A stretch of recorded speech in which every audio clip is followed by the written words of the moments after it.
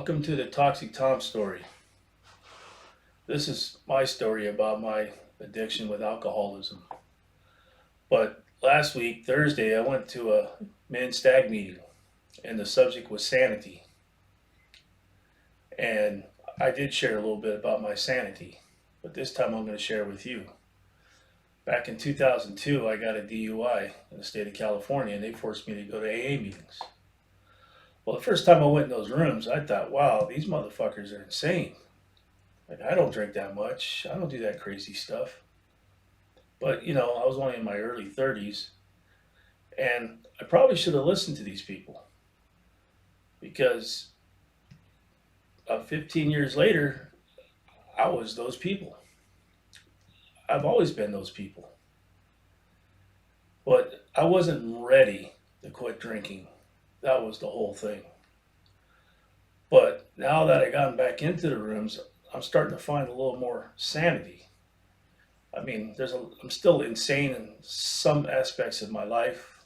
I mean, with work, that job drives me insane all the time because I just deal with stupid all the time, and I don't deal with stupid very well. And I kind of run my mouth off, but I'm learning to think before I speak. If you disagree with something or somebody at work who's your supervisor, you can't call them stupid or an idiot. I've learned just to do it their way and let it fail. It's one of those things I can't control. Because if I keep stressing on things that I need to control, I'm going to go insane. I'm going to lose my sanity. So, for me to keep my sanity, I've learned over the last few months just to do it their way. And if it doesn't work out, no big deal. My name's not on it, it's their name. They told me how to do it, and that's how I'm going to do it. And I'm learning that in other aspects of life and deal with other people. I'm not going to argue with people anymore, especially about politics or other stuff. I mean, I'll post my funny memes about politics because, truth be known, everybody knows I'm a conservative. But in the rooms of AA, it doesn't matter what you are. It doesn't matter if you're gay, straight, bi, trans, all the different flavors of the rainbow. It doesn't matter. We're all together for one thing and one thing only, and that is to be sober. We don't talk about those issues in the rooms. We talk about our issues, our stories, and when you listen to other people's stories, you find your story in it, no matter what their background is or where they came from. I mean, they could be millionaires or rich or, have really good paying jobs or no job at all. They could have hit rock bottom, but and through all their stories, you're going to find a piece of your story in their stories.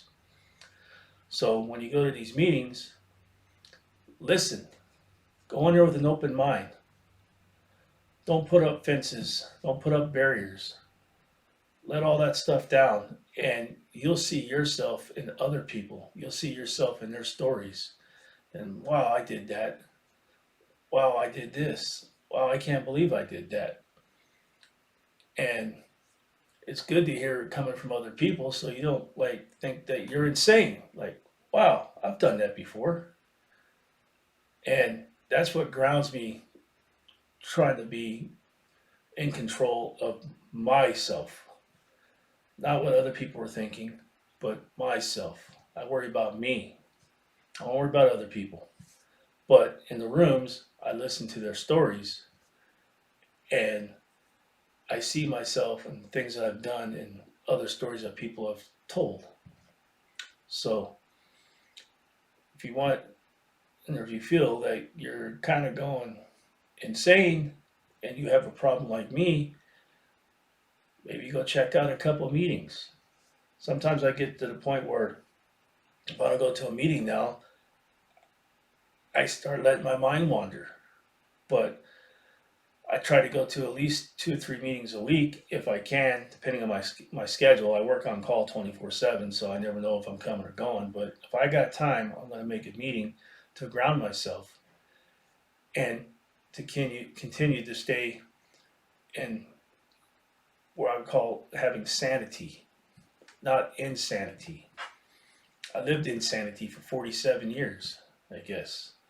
Not a total of 47, but probably since I was 15 is when I started drinking, all the way up to the age of 47. And through those years, nothing worked out right. Broken relationships, bankruptcies. I didn't get my, I lost a job because of the DUI. When I got furloughed from my current job, I got a job at ConocoPhillips, and I got hired. I went through the whole process. Everything was good to go, and my DUI came up, and they had to rescind the job offer. At the time I got my DUI, I was studying to be an airline pilot. At the same time, I was going to school to be an aircraft mechanic. But the airlines will not hire you with the DUI. They just won't. They might today because there's such a shortage of pilots, but back then they wouldn't. And then I finished my school for aircraft mechanic, but I'm not an aircraft mechanic today. I'm a locomotive engineer, totally opposite. But I keep moving forward and take one day at a time. And I'm going to wake up tomorrow sober, and I'm going to go to bed the next night sober. That's my plan. Everybody needs to make a plan. Got to start reading that big book. There's a lot of good stories in there. They're ancient, but there's some similarities to what's going on today, minus the technology and crap. But some of the instances in there are relevant to today's world. So hopefully I get to make a meeting tomorrow night, and if we have a good topic, I'll probably share it again. I kind of been mulling over this while I was at work this past 3 days, and I don't know. Sounds like I'm rambling now, so I'll let you all go. Remember, take it one day at a time, and remember, if you're a veteran or if you suffer from PTSD, depression, anxiety, please reach out to me. I've been working on this for the past 3 years, and I'm an open ear. I'll listen. And if you want my opinion, I'll give it to you. So, everybody take care and be safe. Talk to you later. Bye.